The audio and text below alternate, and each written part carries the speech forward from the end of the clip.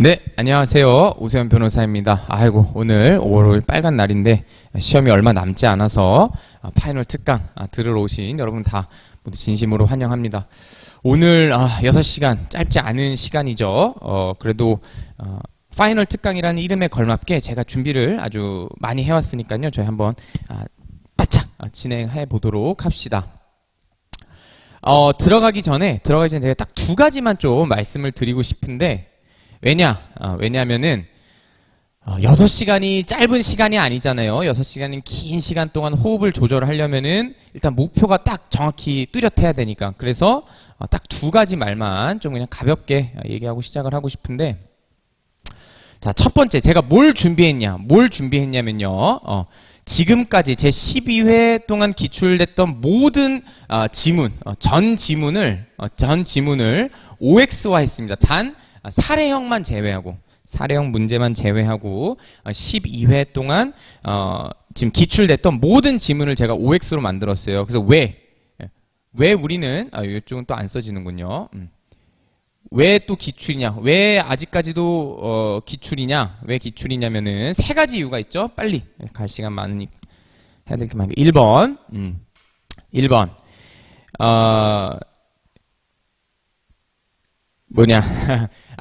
그 행정사 시험이 12회 동안 진행이 되면서 데이터가 많이 누적이 됐어요. 데이터가 많이 누적이 되면서 경향성 같은 것이 아주 확고해졌기 때문에 기출만 풀어도 충분할 정도로 아주 그 특징이 뚜렷해졌습니다. 그리고요,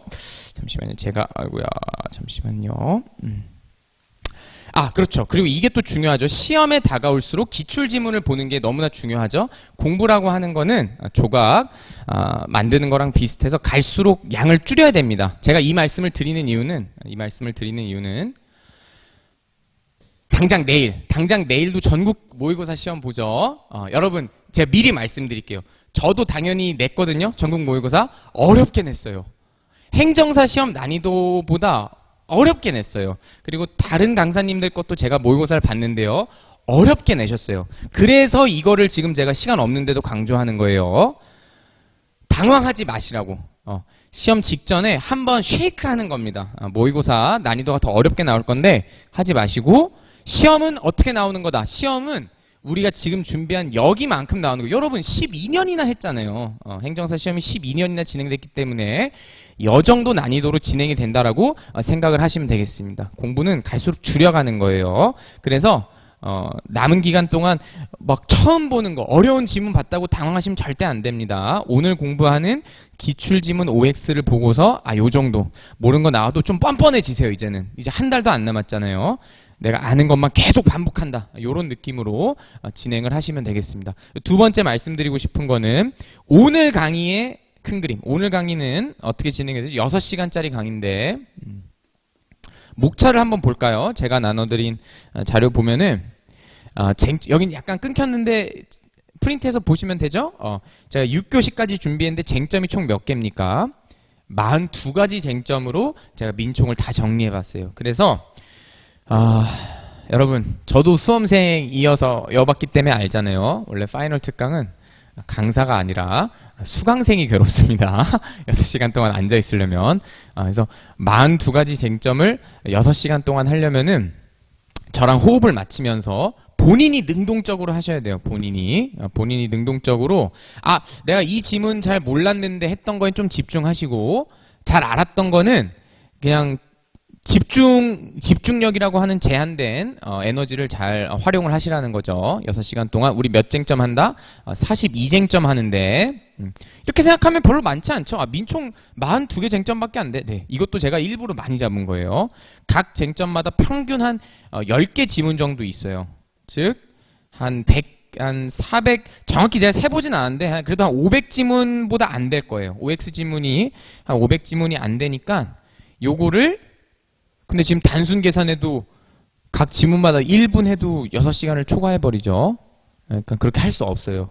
그래서 쉬운 지문들은 빨리빨리 치면서 요게 중요하죠? 하는 것들 별표 치면서 나가면 되겠습니다.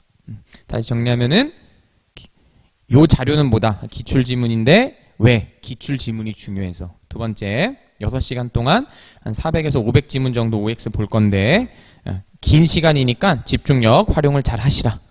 꼭 기억하고서 우리 한번 호흡 맞춰봅시다. 좋습니다. 자, 그래서 제 목표는 어디까지냐면요. 지금 여기까지 하고 자, 지금 보면은 제가 또 되게 테마별로 나눴죠. 1교시는 지금 쟁점 내용을 보니까 뭐예요? 쟁점 내용이 자연인이죠. 자연인에 관련된 거 싹 하고 2교시는 뭐에 대한 쟁점이죠? 싹 보면 설립, 능력, 법인 관련된 거 쟁점하고 제 목표는 권리의 주체에 해당하는 자연인 법인까지 하고서 나는 점심을 좀 먹으려고 합니다. 3교시는 뭐죠? 권리의 객체랑 권리 객체랑 변동이 여기서 나오는구나. 법률 행위랑 의사표시를 3교시에 하고요. 4교시에 뭐 한다? 대리. 대리는 쟁점수가 적은데 이쯤 되면 이제 벌써 진도가 밀릴 거예요. 빠릿빠릿할 때 지금 많이 할 겁니다. 이때부터는 밀렸던 것들 하면서 기본적으로는 대리 위주로 하고 5교시 때가 무효 취소고 6교시는 자료가 끊겼네요. 보면은 6교시 무슨 내용이에요? 목차 보니까 소멸시효이죠. 소멸시효. 해서 소멸시효까지 해서 7시간은 안 넘길게요, 제가. 저도 힘들어서 7시간은 안 넘기는 거고 제가 어디서 들었는데 어떤 강사님은 뭐 한 오후 10시까지 하신대요. 근데 그거는 저도 수험생 이어봐서 알잖아요. 저도 힘든데 여러분도 하나도 안 들립니다. 10시간짜리 강의하면은. 그래서 한번 빨리빨리 진행을 해볼게요. 자, 이거 계속 염두에 두면서 따라오세요. 바로 해봅시다. 쟁점 1. 자, 첫 번째 쟁점이네요. 첫 번째 쟁점 뭐다? 민법의 법원에 관련된 건데 성문 민법에 관련된 쟁점이 첫 번째 쟁점이었습니다. 문제 제기부터 해야겠죠? 문제 제기는 이건 뭐에 대한 주석이에요? 민법 제1조에 대한 주석이었습니다. 민법 제1조를 시간 없으니까 제가 빨리 읽어볼게요. 그래도 같이 찾아주세요. 눈으로는 봐야죠. 뭐라 써 있습니까? 제1조 법원 민사에 관하여 법률의 규정이 없으면 관습법 없으면 조리라 써있네요. 교수님들이 어디에 이 쟁점은 좌표가 어디예요? 법률이라고 써있는데 싸움이 난 거예요. 교수님들끼리. 왜냐면은 강학상 의미, 형식적 의미의 법률은 뭐라고 교과서에 써있어요. 예전에 공부한 거 보니까.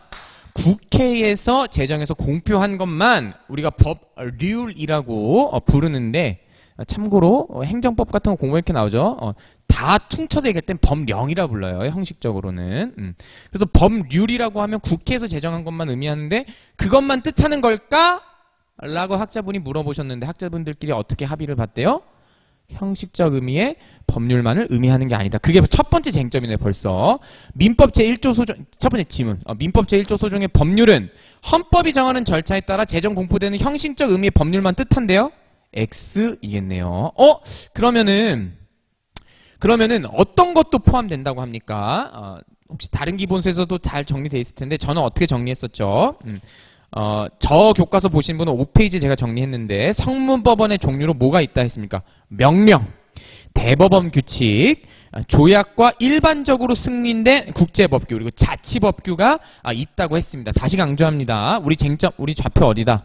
제1조의 법률이라는 단어에 지금 주석을 다는 건데 형식적 의미의 법률만 뜻하는 게 아니구나. 그래? 그러면 어떤 것들이 있냐면 이런 게 기출이 됐어요. 헌법에 의하여 체결 공표된 조약이나 일반적으로 승인된 국제법규도 민사에 관한 것이라면은 법원이 될 수 있대요. 근데 기출지문은 법원이 될 수 없다고 해서 X지문으로 출제가 된 바 있네요. 자, 여러분. 제가 프린트를 보시면은 3번, 4번은 조금 옅은 글씨체로 해놨죠. 왜? 3번, 4번은 기출 지문이 아니에요. 근데 예상 지문입니다. 이렇게 나오면 좀 헷갈릴 수 있을 것 같아요. 부동산 등기 규칙, 공탁 규칙 이런 거는 밑줄 그어두면 좋겠죠? 부동산 등기 규칙, 공탁 규칙. 얘네들은 뭐래요? 제 교과서에는 제가 뭐라 적어놨죠? 이건 대법원 규칙이에요. 대법원 규칙. 대법원 규칙도 뭐다? 대법원 규칙도 제1조에서 말하는 법률, 성문법에 해당된다는 거 예상 지문이에요. 자, 4번도 마찬가지입니다. 아직 기출은 안 되는데 지방자치단체가 법령의 범위 내에서 그 사무에 제정되는 어떤 걸 밑줄 그으면 돼요? 키워드 조례. 조례나 규칙도 민사에 관한 사항이 포함되어 있으면 법원이 될 수 있다고 하네요. 자, 다시 강조합니다. 얘네들은 아직 등장하지 않은 키워드인데 기억해두세요. 부동산 등기 규칙, 공탁 규칙, 조례. 얘네들은 1번, 2번은 기출지문이니까 당연히 아셔야 되고. 넘어가겠습니다. 자, 두 번째 쟁점이에요. 이번에는 불문민법인데 관습법. 혹시 아직도 모르시는 분 계실까봐. 성문민법, 불문민법 차이가 뭐죠? 성문은 문자로 성립한 민법. 그러니까 법전에 있는 거고, 불문은 뭐겠어요? 문자로 되지 않은 민법이라는 거죠. 문자가 없는 민법이에요. 관습법. 얘도 지금 좌표는 어디다? 아까 전에 같이 읽었죠? 제1조에 뭐라 써 있었어요? 제1조에 민사에 관하여 법률 있으면 법률 따르시고, 법률 없으면 뭐 해라? 관습법 따르고, 관습법 없으면 못 따라라? 조리를 따라라 했으니까 여기에 주석 다는 거구나 알 수 있습니다. 자, 얘는 간단하게 필기를 좀 해야죠. 자, 관습법은 요거 쟁점 하나로 저랑 강의 여러 번 들으신 분들은 막 지겹다 그쵸? 너무 많이 해서 관습법이랑 사실인 관습을 비교를 하셔야 되는데 두 문자로 우리 처리해버리자 그랬죠. 관습법은 이 나라에 이상한 관습이 있다 그랬어요. 어땠다? 좀 안 좋은 말이지만 그 중간 핑거를 드는 걸 법규라고 하잖아요. 그래서 관행이 확 화가 나면은 법규를 한대요. 관행확 법규. 관행확. 이제 안 좋은 법규가 있네요. 관행확 법규. 사실인 것은 뭐다? 그래서 이런 안 좋은 관행이 있으니까 관행의 보충기사였죠. 보충기사. 얘네들을 보호해주는 보충기사가 있다고 했습니다. 그래서 두 문자를 바로 풀면은 끝이 나버린다. 뭐다? 관습법이란 뭐래요? 관습법 두 문자 요거 있으면 다 읽어버릴 수 있죠? 관행인데 관행이 거듭 반복돼서 뭐에 이뤄야 돼요? 확신에 이르러서 관행이 거듭 반복돼서 확신에 이르러서 법규성을 띈 것을 관습법이라고 한다 그랬습니다. 그렇게 해서 한 3-4가지 정도 주석을 달면 되는데 어디에 달면 되겠어요? 일단 확신 밑줄 딱 긋고서 주석 달고 싶죠. 1번. 아무리 법적 확신이 있더라도 그리고 관행이 여러 번 거듭돼서 확신이 생겼는데 그 확신이 헌법 질서를 가장 위로 하는 최상위로 하는 전체 법 질서에 위반되면 그 확신 지켜줄 수 있겠어요? 없겠어요? 아무리 법적 확신에 달하더라도 그것이 헌법을 최상위 법 질서로 하는 전체 법 질서에 위반되면 인정된다 안 된다? 인정되지 않는다라 했던 거. 그리고 또 비슷한 내용이죠. 아무리 관행이 거듭돼서 확신에 이르렀더라도 법령에 위반될 때는 인정될 수 있다 없다? 인정될 수 없다 그랬어요. 제가 바쁘니까 안 적을게요. 제가 여러 번 반복했으니까. 이런 것들은 뭐랑 또 연관된다 그랬어요. 왜냐면은 여루적이고 보충적인 성격 때문에 그런다 그랬어요. 이게 뭔 말이에요? 두 번째로 판단한다는 거예요. 이거 교수님들이 만들어낸 거예요. 그렇지 않아요. 법조문에 써 있었잖아요. 법조문에 민사에 관하여 제일 먼저 뭐 고려하래요? 법률 고려하고 없으면 관습법 하랬잖아요. 그냥 그 뜻이에요. 여유적 보충적이라는 게. 그래서 아까 봤듯이 확신에 이르렀더라도 위반되면 전체 법 질서 혹은 법령에 위반되면 된다 안 된다? 안 되고요. 왜? 여루적이 보충적이기 때문에. 그런데 이런 관습법도 어쨌든 뭐라서 어쨌든 법원 판사님들이 사건을 처리할 때 근거 기준이 되는 법원이기 때문에 어떤 사항이다? 직권 조사 사항이다. 직권조사 사항이 무슨 말이었죠? 우리 민사는 원래 변론주의 원칙상 당사자가 다 주장 입증을 해야 돼요. 그런데 이거는 판사님들이 알아서 조사해가지고 적용을 하겠다는 거예요. 왜? 판단 근거잖아요. 이건 판사님들이 할 일이지. 자, 근데 반면에 사실인 관습은 뭐라고요? 지금 이거 두 문자 읽으면 어때요? 관행이긴 해요. 이것도 지문 자주 나오죠? 다시 강조합니다. 관습법도 관행, 사실인 관습도 관행이에요. 둘 다 관행인데 얘는 지금 뭐가 없어요? 법규성이 없어요. 법규성이. 왜냐면은 이것을 법규성을 갖자고 확신에 달하면 관습법인데 얘는 법규성까지는 갖지는 않는답니다. 그러다 보니까 법규성까지는 갖지 않으니까 뭐만 한답니까? 의사표시를 보충하는 의사표시를 판례 표현은 정확히 뭐죠? 의사표시가 명확하지 않을 때 그것을 보충하는, 의사표시를 보충하는 기능을 한다고 했어요. 이것도 기출지문이죠. 마지막 세 번째로 얘는 직권조사가 아니었죠. 얘는 직권조사가 아니고 주장을 해야 됐습니다. 주장을 해야 됐던. 그러니까 이렇게 딱 정리하고 나니까 다 풀 수 있겠죠. 자, 이 정리 토대로 한번 쟁점이 지문 쫙 읽어봅시다. 1번. 관습법도 사회 구성원이 그러한 관행의 법적 구속력에 대해 확신을 갖지 않게 된 경우 법적 규모로서 효력을 잃는다. 맞죠? 왜? 관행, 법규. 확신이 옛날에 있었더라도, 정확한 표현이 뭐예요? 확신이 있더라도 재판할 당시 그 법규를 적용해야 될 시점에서 확신이 흔들리면은 법규성 효력 있습니다. 맞는 지문이었고, 자 2번도 빨리 읽어봅시다. 헌법을 최상위 규범으로 하는 전체 법질서에 반하는 사회생활 규범은 거듭된 관행으로 생성된 걸지라도 효력이 있다 없다. 아까 없다 그랬죠. 위반돼선 안 된다 그랬습니다. 3번 사회의 거듭된 관행으로 생성이 됐어. 거듭 관행. 사회생활 규범은 전체 법질서에 반하지 않아야겠지.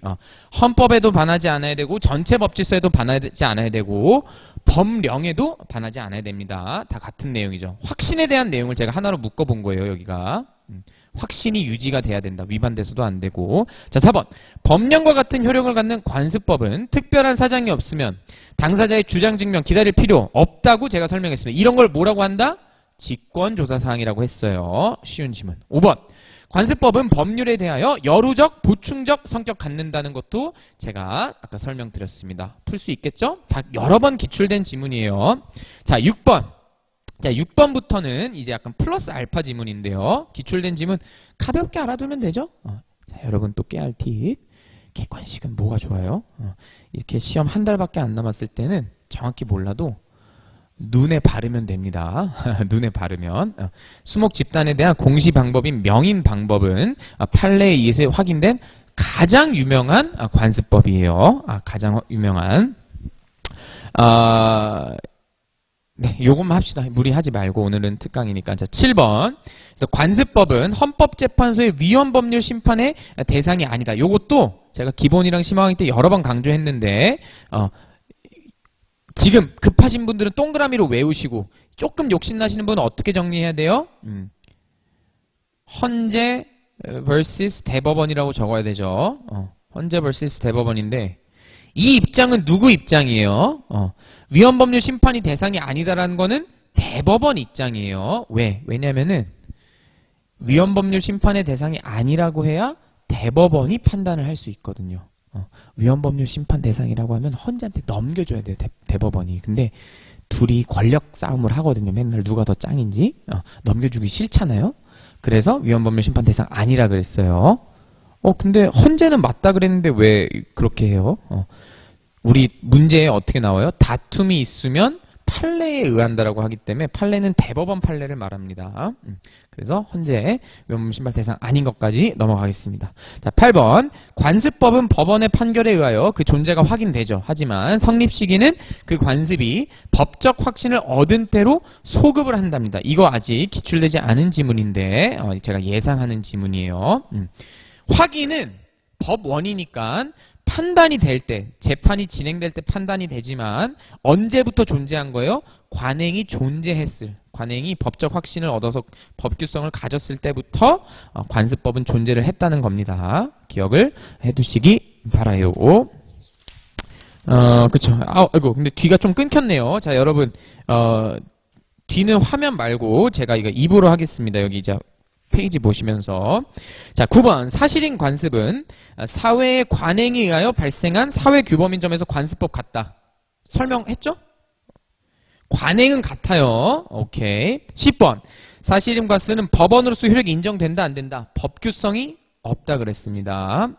그래서 법원은 아닙니다. 자, 11번 사실인 관습은 단순한 관행으로서 당사자의 의사를 보충한다. 관행 의사 보충. 제가 이것도 다 설명드렸어요.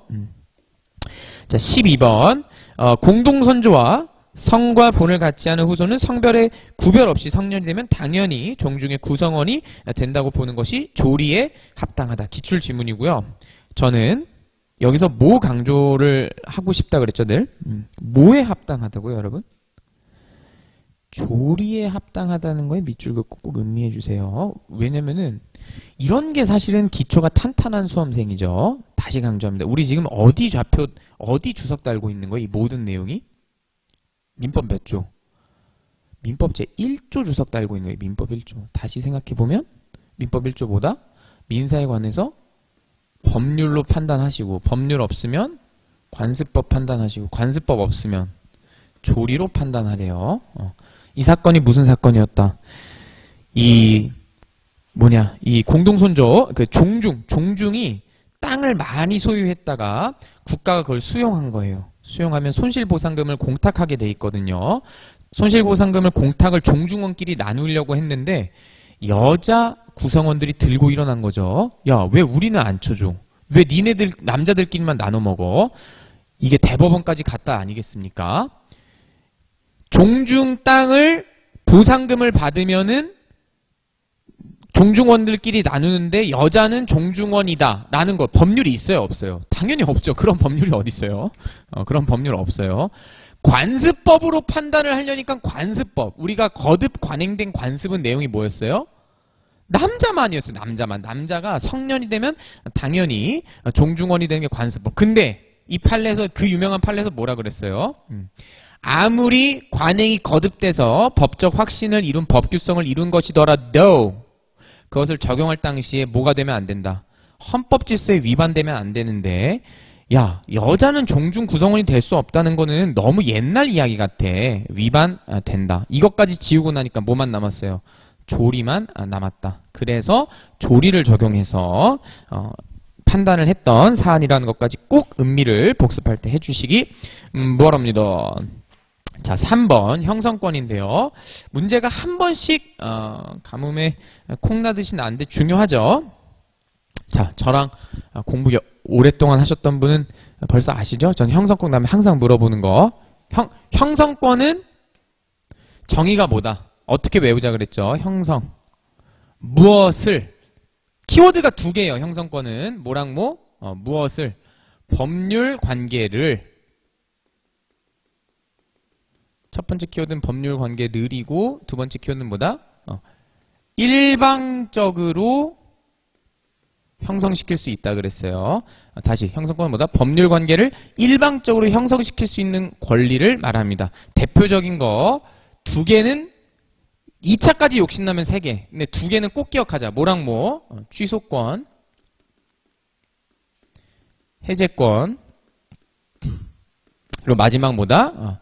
예약, 완결권. 이거는 2차 내용이죠. 이 정도까지는 형성권으로 꼭 기억을 해두셔야겠습니다.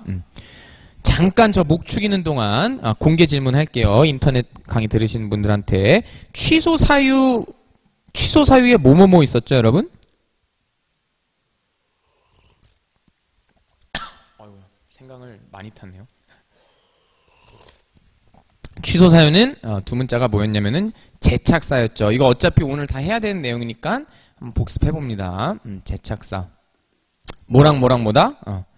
제한 능력자, 제한 능력을 이유로 취소할 수 있고 착오에 의한 의사표시나 사기 강박에 의한 의사표시를 하면은 취소를 할 수 있는데 이런 취소권의 행사가 뭐다? 취소권을 행사하면 법률 관계를 일방적으로 형성하죠. 왜? 다리가 단단하게 지어져 있는데 취소권 행사하자마자 없어져 버리니까. 처음으로 소급해서 없어져 버리기 때문에. 해제권도 비슷했죠. 해제권은 뭐다?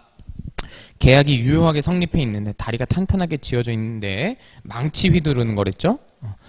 빵! 망치 휘두르면 해제권 행사라는 상대방 있는 단독 행위를 하면 법률 관계를 일방적으로 형성시키기 때문에 역시 형성권이라는 거. 자, 좋습니다. 그렇게 해서 기출이 딱 2번 됐는데 보통 그 기억, 니은, 디귿 형식으로 기출이 됐었죠. 이거는 교과서 내용인데 한번 읽어보겠습니다. 그래서 형성권이란 뭐다? 키워드가 뭐라고요? 일방적이라는 단어와 법률 관계를 꼭 기억하셔야겠습니다. 형성권이란 권리자의 일방적 의사표시에 의해 법률 관계의 발생, 변경, 소멸 등 변동을 형성하는 권리를 말한다. 꼭 기억해 두시고 사실 얘 자체가 시험에 나오진 않겠지만 2번, 3번이 시험에 나오는 것이죠. 형성권으로는 어떤 얘들이 있다. 형성권으로는 요거 취소권, 추인권은 꼭 기억하시고 특히 취소권. 동의권도 중요하죠. 취소권 중요하고 계약의 해제 꼭 기억하시고 상계권이 엄밀히는 채권법 내용이라 저희 시험 범위가 아닌데도 기출이 이미 됐어요. 기억을 하셔야겠습니다. 상계권을 행사하면은 형성권 행사한 거예요. 왜? 내가 너한테 줘야 될 거랑 너가 나 줄 거 서로 퉁치는 거니까. 예약 완결권 이거 2차 쟁점인데 기억을 해두셔야겠어요. 채권자 취소권, 지상물 매수 청구권, 부속물 매수 청구권이 형성권 예인 거. 다시 강조합니다. 시험 어떤 식으로 출제된다고요? 다음 중 형성권이 아닌 것은 이렇게 하고 기역, 니은, 디귿, 리을 이런 식으로 나와요. 그래서 이제 OX로 맞히는 문제로 나옵니다. 이건 무조건. 저번 기출은 뭐가 나왔다? 물권적 청구권이 형성권이 아니다라는 내용이 기출이 됐었죠. 물권적 청구권은 내용이 뭐였죠? 213, 214인데 이렇게 말하면은 어떻게 하면 쉽게 설명할 수 있을까? 나 소유자야. 나 소유자인데 저 의자가 내 건데 저 의자가 내 건데 왜 너가 갖고 있어? 그 의자 나한테 다시 돌려줘. 내 소유인데 왜 너가 갖고 있어? 점유할 권한도 없이. 그게 213조. 물권적 이런 걸 물권적 청구권이랍니다. 물권에 근거해서 내놔. 방해 그만해 하는 것을 물권적 청구권인데 요거는 형성권이 아니죠. 얘는 뭐예요? 청구권입니다. 청구권. 손을 뻗어서 뭔가를 시키는 거, 달라고 요구하는 거. 청구권이지 형성권 행사는 아닙니다. 법률관리 일방적으로 형성하는 권리가 아니라는 것이죠. 넘어가겠습니다. 자, 그렇게 하고 이제 쟁점 4가 신의성실 원칙인데 신의 측은 지금 말고 이따가 할 거예요. 어이구야, 쟁점 지금 보면 지문이 엄청 많죠. 빈출 쟁점인데 이따가 대리할 때 지금 1교시에는 해야 될 게 많아서 신의 측은 좀 이따가 하도록 하겠습니다. 그냥 가볍게 어이구야 지문이 27개나 되네요. 어이구 많은 거 한번 염두에는 두시고 바로 우리는 쟁점 5로 넘어가겠습니다. 쟁점 5. 쟁점 5는 제목이 뭐라 써있나요? 민법상 능력이라고 써있네요. 자, 민법상 능력이라 써있는데 또 들어가기 전에 기본서 다른 기본서 보시는 분은 맞춰서 보시고 저랑 인강 들으시는 분은 몇 페이지 피면 되냐? 21페이지 피면 되겠네요. 두 가지만 복습하고 가봅시다. 두 가지만 여기다가 해야겠네요. 여기다가 자, 두 가지만 빨리 복습. 1번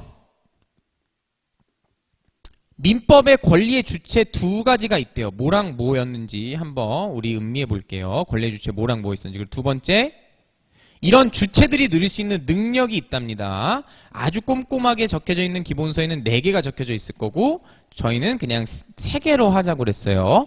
정답이 뭐죠? 권리의 주체는 누구랑 누가 있다?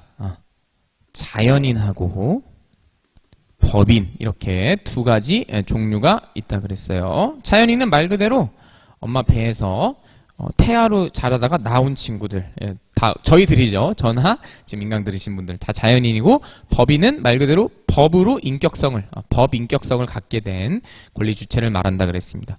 능력은 뭐랑 뭐가 있다고 교과서에 써 있나요? 지금 보니까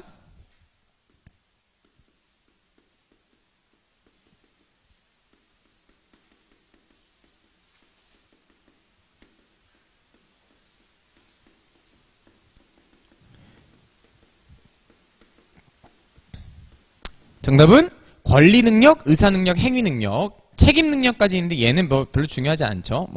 적어도 저희 시험 범위에서는 불법행위를 했을 때 그 불법행위에 따르는 책임을 온전하게 질 수 있는가에 대한 쟁점인데 저희는 어차피 불법행위에 기한 손해배상 책임을 안 공부하니까 시험 범위에서 이렇게 하면 되겠다. 아하. 자, 두 가지만 주석 더 달면 되죠. 여러분, 권리능력의 정의가 뭐였죠? 권리능력 정의는 뭐다? 권리를 얻거나 의무를 부담할 수 있는 자격을 권리능력이라고 했었고요. 우리에게 중요한 것은 뭐랑 보다? 권리 능력보다는, 의사 능력의 별표 하나, 행위 능력의 별표 3개를 치셔야 되는데, 의사 능력은 정의가 뭐였다? 내가 어떤 행위를 한 것을, 내가 말한 어떤 의사 표시의 의미를 본인이 이해할 수 있는 지적 능력을 얘기한다 그랬어요. 그래서 지적 능력을 얘기하는데 판례는 어떻게 판단한다? 자, 다시 의사 능력이 있는지 없는지는 안타까운 건가요? 일률적으로 판단하는 것은 없고, 그러니까 법률이 없어요. 뭐가 달라요? 행위 능력이랑 다르죠. 행위 능력이 제한된 것은 법령에 따라 일률적으로 판단해요. 이거 미리 이것부터 해볼까요? 어떤 사람들이 행위 능력이 제한됐다고 말하죠? 3종류가 있다 그랬죠. 교과서에 뭐라 써 있나요? 자꾸 끊기네요. 답은 미성년자, 피성년 후견인, 피한정 후견인. 교수님, 피특정 후견인도 있던데, 피특정 후견이 제한 능력자라고 말하면 제가 너무너무 속상하겠죠. 기본 강의부터 제가 너무 강조했어요. 3종류 있어요. 오 변호사님 하고 싶은 말이 뭐예요? 너무 뷰티풀 하잖아요. 제한 능력은, 행위 능력은 제한된 사람이 딱 정해져 있어요. 뭐랑 다르다? 의사 능력은 제한된 경우가 정리가 돼 있다 없다. 얘는 법률은 없어요. 법률이 없다 보니까 어떻게 된다? 판례가 판단을 하는데 교과서에 뭐라 써 있나요? 보통 7세에서 8세 정도의 정신, 지능을 갖고 있으면 의사 능력이 있다라고 봅니다. 의사 능력은 뭐라고요? 자기가 말한 의사의 의미를 본인이 이해할 수 있는지에 대한 거예요. 법률은 없고 판례가 이 정도로 판단을 합니다. 자, 조금 더 욕심내 볼게요. 파이널 특강이니까 기억나시는 분들만 기억나고 한번. 자, 7세에서 8세 정도의 능력도 없으면은, 자, 7세에서 8세 정도의 지적 능력도 안 돼서 의사 무능력자가 법률 행위를 하면은 그 법률 행위는 무슨 사유가 됐었죠? 지금 이게 칸이 좁다 보니까 예쁘게 필게 해주세요. 저는 좀 칸이 제한돼서. 이게 의사 능력이 없는 사람이 법률 행위를 했을 때는 이건 뭐였다? 절대적 무효 사유였죠. 절대적. 이거 이따가 5교시 때 해야 되는 내용이라서 미리 씨 뿌리는 거예요, 여러분. 의사 능력이 제한된 사람은 뭐다? 무효 사유인데, 행위 능력이 제한된 사람은 무슨 사유였다? 행위 능력. 요렇게 제한된 사람, 행위 능력이 제한된 미성년, 피성년, 피한정 후견인들은 무슨 사유였다? 취소 사유였던 거. 와. 저랑 꾸준히 공부하셨던 분들은 막 표 떠올리시죠? 막 딱 중간 나눠서 막 우리 기본 강의 때부터 여러 번 했잖아요. 뻗어나가는 거.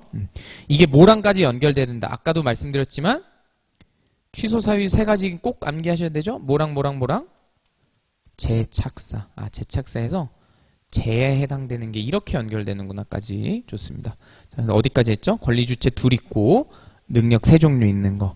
권리 능력, 의사 능력, 행위 능력 정의까지 했죠. 없는 사람 다 했습니다. 하나만 더 하면 되겠네. 이것도 가볍게 빠르게 체크하고 넘어가면 뭐다? 방금까지 설명한 정의는 엄밀히 말하면 뭐다? 엄밀히 말하면 자연인의 권리 능력, 자연인의 의사 능력, 자연인의 행위 능력이에요. 이게 고수의 주석이지만 반드시 아셔야 된다 그랬어요. 이 똑같은 단어인데 법인의 권리 능력, 법인의 의사 능력, 법인의 행위 능력으로 가면 조금 달라진다 그랬어요. 씨앗만 뿌리고 넘어갑시다. 법인의 행위 능력이 특히 중요한데, 법인의 행위 능력은 뭐다? 법인의 행위 능력은 그러니까 누구의 행위가 법인의 행위가 될 수 있는지에 대한 것이에요. 좀 헷갈리겠다. 자, 다시 천천히. 자연인의 행위 능력은 뭐다? 혼자서 유효하게, 독립적으로 유효하게 법률 행위를 할 수 있는지 없는지에 대한 것이 자연인의 행위 능력이었는데, 법인의 행위 능력은 정의가 뭐다? 누구의 행위를 법인의 행위로 볼 것인가. 이런 것까지 음미할 수 있으면 좋겠어요. 중요한 내용입니다. 막 딱 지문으로 나오진 않겠지만. 자, 여기까지 복습한 내용을 토대로 우리 쟁점 5 지문들 읽어봅시다. 복습한 내용 토대로 5 쟁점 읽어볼게요. 자, 첫 번째 지문. 권리 능력이란 일반적으로 권리를 가질 수 있고 또 의무를 부담할 수 있는 추상적 지위 내지 자격을 말한다네요. 맞는 지문이고, 우리 민법은 외국인의 권리 능력에 관해서는 명문 규정을 두고 있지 않습니다. 반대로 내국인은 어떨까요? 내국인은 있죠? 몇 조에? 제3조에 있나요? 빠르게 눈팅해 봅시다. 제3조에 권리 능력 뭐라 써 있어요? 법조문에. 제3조 권리 능력의 존속기간 써 있는데 사람은 생존한 동안 권리와 의무의 주체가 된다라고 써 있습니다. 여기서 사람은 내국인을 의미한 거고, 그러면은 외국인은 권리 능력 없어요? 이거는 이제 국제법 영역이죠. 당연히 인정됩니다. 근데 민법에는 명문 규정이 없어요. 3번, 이것도 기출지문이죠. 외국인은 대한민국의 도선사가 될 수 없죠. 없는데 있다라고 나와서 한번 틀린 거 기출된 적이 있습니다. 가볍게 알아두시면 되겠죠. 가볍게 체크. 자, 4번. 자, 여기까지가 권리 능력 관련된 지문이었고요. 이번에는 의사 능력 관련된 지문입니다. 의사 능력 뭐래요? 의사 능력이란 자신의 행위의 의미나 결과를 정신적인 인식력과 예기력을 바탕으로 합리적으로 판단할 수 있는 정신적 능력 내지는 지능을 말한대요. 이거를 대략적으로 어떻게 판단한다고요? 판례는 7세에서 8세 정도로 보고 있다는 것까지 기억해 두시고, 사적자치 원칙상 의사 무능력자의 법률 행위는, 이것 때문에 아까 씨앗 뿌린 거죠? 의사 무능력자 법률 행위는 뭐다? 무효가 되는 겁니다. 의사 무능력자 법률 행위는. 더 정확히는 절대적 무효죠. 이것까지 물어보면은 혹시 또 모르실까봐. 여러분, 절대적 무효가 뭐였죠? 또 한번 생각하실 김에 목 좀 축이고. 절대적 무효란 선의의 제3자에게도 대항할 수 있다는 거예요. 그럼 여러분, 이 지문 한번 음미해 보세요. 제가 바꿔볼게요. 사적자치 원칙상 의사 무능력자가 법률 행위를 한 것은 무효이고, 그 무효는 선의의 제3자에게도 대항할 수 있다 라고 더 꽈서 내야 되는데 죄송합니다. 사적자치 원칙상 의사 무능력자의 법률 행위는 무효인데 그 무효로 선의의 제3자에게 대항할 수 없다라고 만약에 문제 지문이 나왔어요. O예요, X예요? X라고 하셔야 돼요. 왜? 절대적 무효이기 때문입니다. 응용 버전까지 기억해 주시고. 6번. 의사 능력 없는 자는 권리 능력도 인정되지 않는다. 이건 말도 안 되는 개소리죠. 권리 능력이랑 의사 능력은 완전히 달라요. 7세에서 8세의 지적 능력이 없다 그래서 권리 능력이 없는 거. 왜? 권리 능력은 아까 조문이 뭐였어요? 사람은 생존만 하고 있으면 권리 능력 갖는 거예요. 이 논리대로라면은 우리 5살짜리 아이들은 의사 능력도 권리 능력도 없는 거예요. 말이 안 되죠. 틀린 지문. 자, 여기는 이제 행위 능력이네요. 자, 행위 능력은 뭐다? 행위 능력이란 단독으로 유효한 법률 행위를 할 수 있는 능력을 말하고요. 누구 있다? 다시 미성년자, 피성년 후견인, 비한정 후견인이 있습니다. 피특정 후견인은 절대 아니올 시답니다. 피특정 후견인은 제한능력자 아닌 것까지 꼭 기억 다시 해주시고. 자, 9번. 제한능력은 민법상 무슨 사유다? 취소 사유고, 이거 두 문자 꼭 암기해주세요. 취소 사유는 뭐다? 제착사입니다. 제한능력자, 착오로 인한 의사표시, 사기강박, 의사표시, 제착사. 좋습니다. 역시나 시간이 엄청나게 빨리 가네요. 자, 자연의 권리 능력 넘어가 볼게요. 자연인의 권리 능력은 자, 요것도 항상 문제 제기에서 시작하면 모든 게 쉽게 풀리죠. 자, 여러분, 우리의 6번 쟁점인 자연인 권리 능력은 뭐에 대한 주석을 다신 거예요, 교수님들이?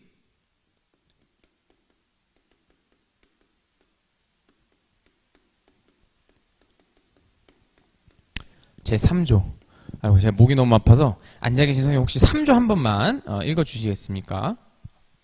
법령 3조.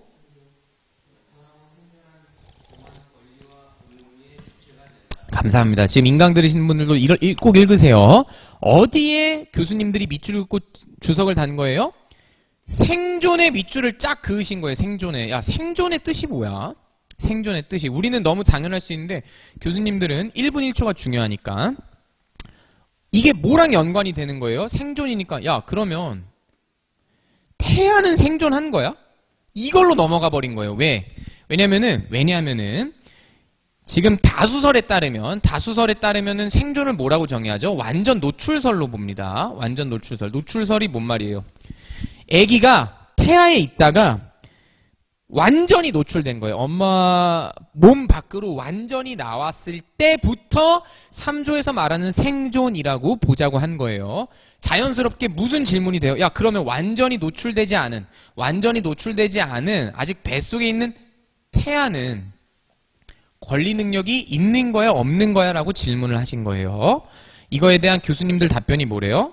우리 민법은 개별주의를 택하고 있답니다. 이게 뭔 뜻이냐?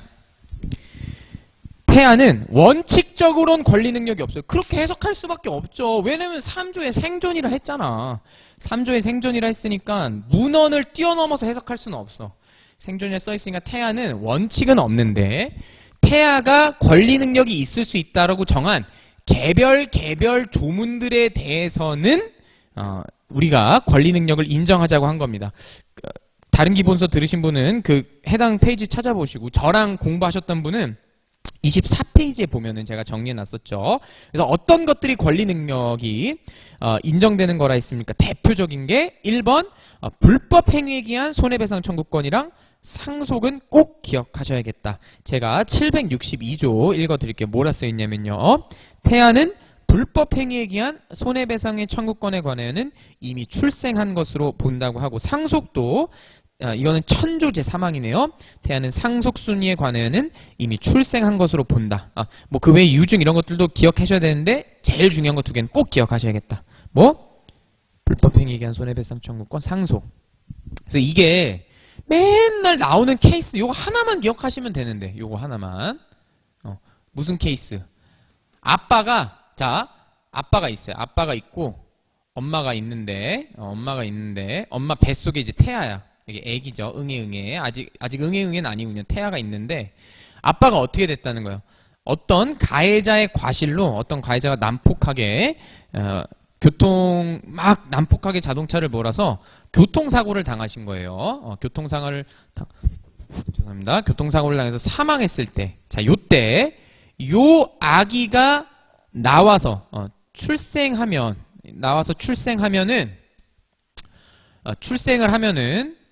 어떤 청구를 할 수 있을까? 누구에게? 자, 이거를 더 예쁘게 그려야겠네요. 그러니까 아빠가 죽었는데 왜 죽었다고요? 이거 누구랄까요? 갑이 난폭 운전을 했대요. 이게 제 스타일대로 뿔 그려드릴게요. 나쁜 사람이니까. 나쁜 사람이 교통사고를 해가지고 사망을 했답니다. 750조에 뭐라 써있죠? 고의 또는 과실로 인한 위법행위로 타인에게 손해를 가한 자는 손해를 배상해야 된대요. 고의 또는 과실로 위법한 행위, 교통사고 하면 안 되지. 사망에 이르게 하는 손해를 일으켰으니까 당연히 손해배상 해줘야 돼요. 결론. 이 아기 뭐랑 못 청구할 수 있다? 1번. 요 아기가 본인이 갖고 있는 손해배상 청구권을 직접 청구할 수 있어요. 이게 뭐냐면은 아까 요게 그건 거죠. 위자료를 청구할 수 있어요. 위자료를. 정확히 표현합시다. 자신의 위자료. 태아는 1번 뭘 할 수 있다? 태아 자신의 위자료를 청구할 수 있습니다. 왜라고요? 왜냐하면은 762조에 뭐라 쓰는데 천천히 읽어드릴게요. 음미해보세요. 태아는 불법 행위에 기한 손해배상 청구권에 관해서는 뭐라고? 이미 출생. 아직 엄마 뱃속에 있어서 권리 능력이 없지만 태아일 때 아빠가 돌아갔잖아요. 만약에 이게 태아가 아니라 여기에 2살짜리 아가였으면은 당연히 아가는 아빠 죽은 거 너무 슬프니까 청구할 수 있잖아요. 태아라는 이유로 청구를 못 한다는 건 말이 안 된다는 거죠. 우리 입법적으로 봤을 때. 그래서 불법행위 손해배상 청구에 대해서는 이미 출생한 것으로 본다. 그래서 뭐다? 자신의 위자료를 청구할 수 있고 모두 청구할 수 있어요. 꼼꼼히 공부하신 분들. 이 조문 써야죠. 700 몇 조라고? 762조죠. 맞아요. 네. 위자료가 1번이고 2번은 모두 청구할 수 있다? 상속받아. 이거는 아주 꼼꼼히 공부하셨네요. 누구의 손해배상 청구권을? 맞습니다. 부의 아빠의 아빠의 손배청을 상속받아서 청구를 할 수 있대요. 왜? 이건 또 근거를 물어보면 뭐라 답변하면 돼요? 천조 사망에 글이 써 있답니다. 천조 사망에 뭐라 써 있었다? 천조 사망에 상속순위에 관하여 태아는 상속순위를 이미 출생한 것으로 보기 때문이라는 것이죠. 그래서 요거는 그림을 그리면 뭐다? 원래는 아빠가 여러분 이렇게 생각해 보세요. 상해를 입었으면 중증 상해를 입었으면 당연히 가해자한테 청구할 수 있잖아요. 사망은 더 심한 건데 당연히 청구할 수 있어야 되잖아요. 근데 사망한 사람은 청구 못 하잖아. 이건 어떻게 하냐면요. 그 사람이 할 수 있는 청구권을 상속을 받아서 하는 겁니다. 이렇게 엄마도 상속받고 아가도 상속받아서. 그래서 태아인데 태아. 그래서 어떻게 청구할 수 있는 거다? 두 가지. 다시 자신의 위자료와 두 번째는 상속받은 거. 좋습니다. 자, 꼼꼼히 하신 것 같네. 이거는. 자, 하나 더 하고 넘어가야 되죠. 이 모든 논의는 뭘 전제한 거예요? 이 별표 쓰고 전제 적어야 되죠. 이 모든 논의는 뭘 전제를 했다? 태아가 출생한 것을 전제로 하는 겁니다. 이게 됐다 중요한 전제죠. 뭔 말이에요? 만약 태아가 아빠 죽었어. 너무 슬프겠다. 이 모든 건 태아가 출생한 거를 전제로 하는 거예요. 태아가 예를 들어서 이런 실제 실무에서도 흔히 있죠. 아빠가 죽은 게 너무 스트레스를 받아서 엄마가 유산을 해버리는 거예요. 실무에서도 굉장히 흔하게 있는 일입니다. 태아는 끝난 거예요. 안타깝지만. 왜? 엄마가 유산한 것까지에 대해서 몰빵해서 엄마가 청구하면 되겠죠. 실무에서는. 근데 아기는 끝난 거예요. 아기는 무조건 출생해서 태어난 걸 전제로 하는 겁니다. 요까지 하면 욕심나시는 분은 어디까지 정리해야 돼요? 정지조건설과 해제조건설.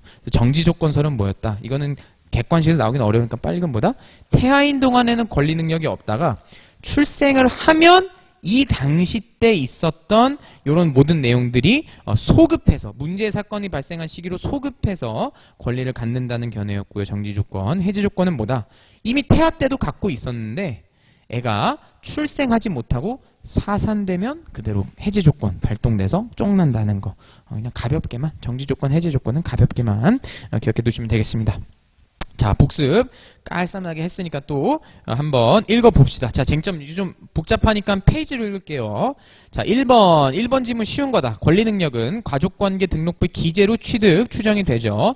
진실에 반하는 사정이 있더라도 번복 못한다. 여러분 제가 이거 강의할 때 이렇게 말했죠. 이거는 문장 자체가 틀렸어요. 왜? 추정과 번복하지 못한다는 거는 그냥 물과 기름입니다. 같은 문장이 있을 수가 없어요. 추정이라는 개념 자체가 번복을 하기 위해서 만든 개념이죠. 자, CF. 뭘 때 번복하지 못한다 해야 돼요. 간주이면. CF 간주 적어두시면 되겠죠. 간주일 때는 취소 결정까지 받아야 돼요. 간주를 한 거를 그거는 아예 이제 본증으로 막아야 되죠. 자, 넘어갈게요. 2번. 권리 능력은 사망에 의해 소멸하는 것이 등록부 기재로 소멸하는 거 아닙니다. 등록부상 기재는 진실한 거로 추정받을 뿐이기 때문에 번복할 수 있습니다. 제가 출생과 사망을 한번 이렇게 예쁘게 정리해봤어요. 1번, 2번. 자, 3번. 태아는 모든 법률관계에서 권리주체 될 수 있나요? 제가 분명히 말씀드렸어요. 뭐다? 개별주의입니다. 모든 법률관계 X. 4번. 사산된 경우는 권리능력 인정 안 되죠. 모든 논의는 출생을 전제로 합니다. 자, 5번. 타인 과실로 교통사고로 아빠 사망했으면 당시 태아였던 갑이 살아서 출생하면 갑은 상대에게 자신의 태아가 자신의 정신적 고통에 대해서 위자료 청구할 수 있고요. 더 나아가서 아빠가 갖는 불법행위 손해배상 청구권 상속받아서 행사도 할 수 있습니다. 태아 관련된 쟁점 정리해 봤고요. 6, 7, 8은 사망입니다. 그냥 가볍게 알아두시면 되겠죠. 2인 이상이 동일한 위난으로 사망한 경우 동시에 사망한 것으로 본다. 왜 X지? 왜 X일까요? 혹시 기억나시는 분?